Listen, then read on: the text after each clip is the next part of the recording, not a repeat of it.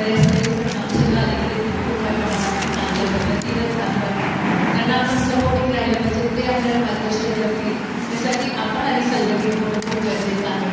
परिस्थितीच्या माध्यमातून आपण चांगलं काम करू शकतो. तुम्हाला नंतर ते सांगतील की त्या काळी 1899 साली त्या काळातील महिला चालू होते की समाजातील महिला जागृत झाली पाहिजे, शिक्षित झाली पाहिजे, समाजाच्या विकासामध्ये तिचा वाटा असला पाहिजे.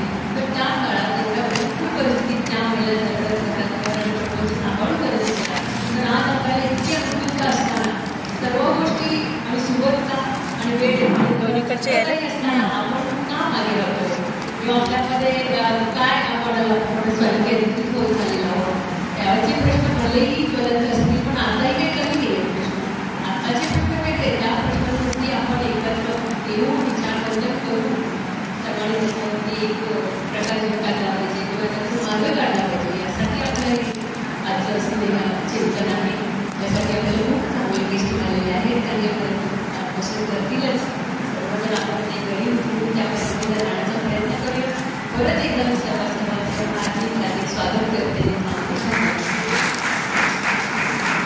धन्यवाद मॅडम. आज वेळ करून आपल्याला जे पाहुणे लाभलेले आहेत त्या पाहुण्यांचा परिचय करून देण्यासाठी मी करते. सौभाग्यश्री बोलवते.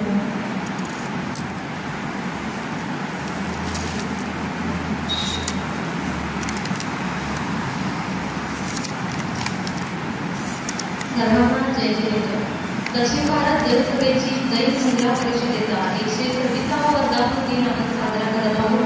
आज कार्यशाळावर संमेलनाचा सांस्कृतिक मेळावा आज साजरा होत आहे.